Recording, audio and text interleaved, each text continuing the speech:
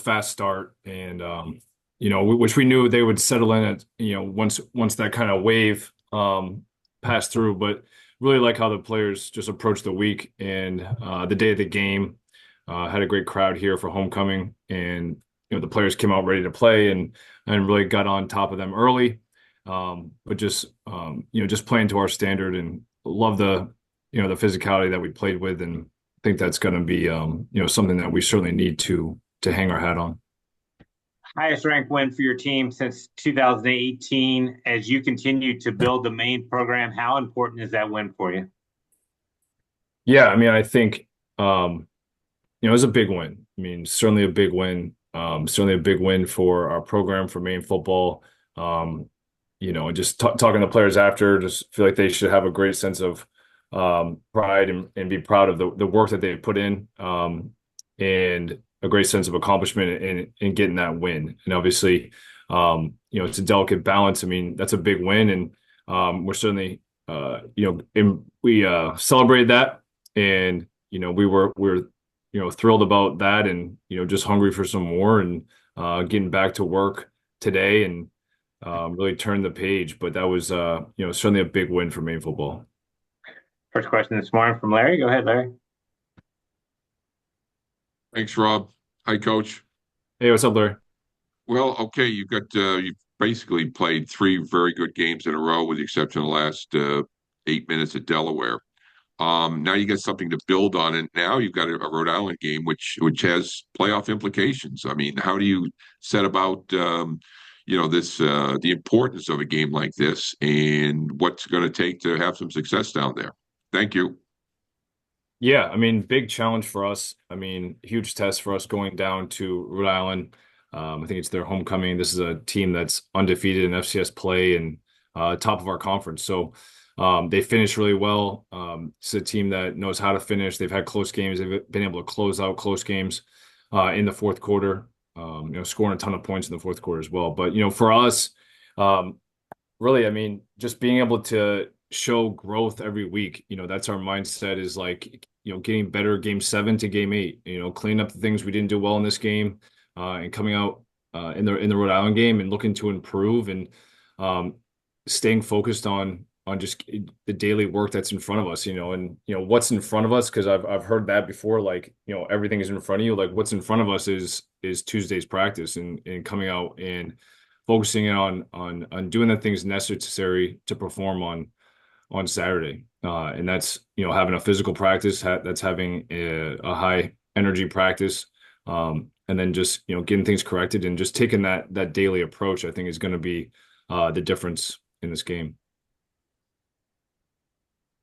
Next question from Travis Lee. Go ahead, Travis. Hey, Jordan, just real quick one. I guess the things that you did defensively, are those things that can be repeatable? And is this, defense have the makeup of a defense that can dominate, the back half of the schedule? Yeah, no, I mean, I just know that, like, our players did a really nice job of just taking what we emphasized in the week, and applying it. I think one of our best games this season of, hey, here's the three things we got to do on offense. Here's the three things we got to do on defense. And then we went out and did them.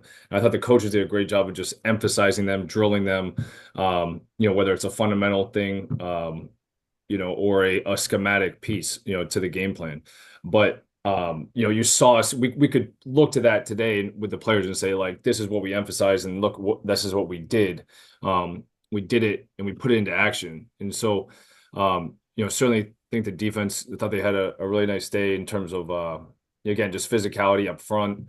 Thought the guys played hard up front. Thought the back end really covered well. There's some things we got to clean up in terms of receivers being open, and getting a little bit tighter on certain routes. But, when they played together, and I think that's the big piece, and that's what we've been searching for as a defense, is just playing together. Next question from Steve McDonald. Go ahead, Steve. Yep. Yeah. There you go, Coach. Sorry about that. Worries. You touched on URI. Just wanted to, as far as the fourth quarter stuff, And I know it's only been a day since your last game, but in specifics, either offense or defense, what concerns you about what they're doing? Well, I mean, just looking at their team, offensively, I think they do a really nice job being able to attack any type of weakness that you have, and they'll find that. In the run game, I think they vary up the run game enough to make you really work at it and work to try to fit it up. I know they're a team that has the ability to play fast, and play with an up tempo, and that's always a challenge for us defensively for any team.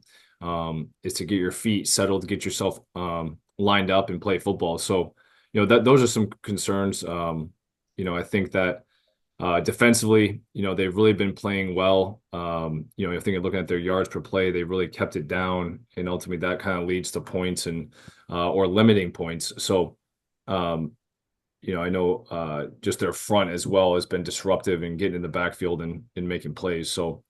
I just think it's going to be, a game, that's really going to, come down to details, come down to taking care of the football as well, on the road and, and in someone else, a CAA game on the road. I mean, that's as tough as it gets. Thanks, Coach. Appreciate it. Thank you.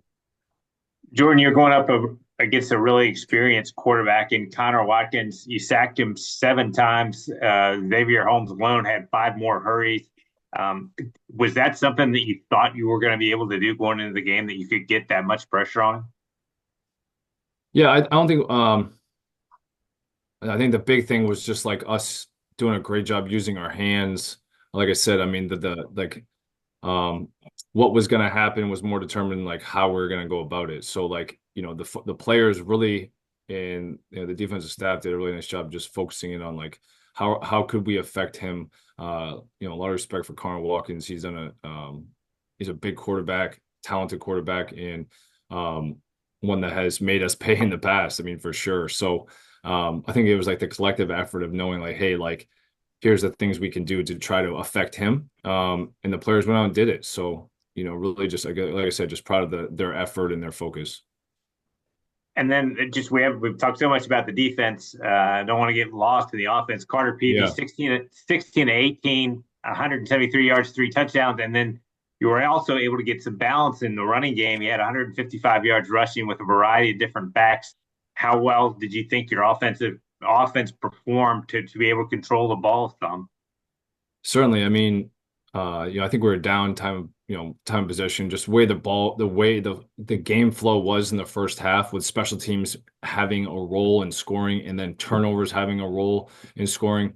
Offense wasn't on the field a lot in the first half, but I thought we were, I thought the O-line really played well, and gave up 1 sack in a high red situation.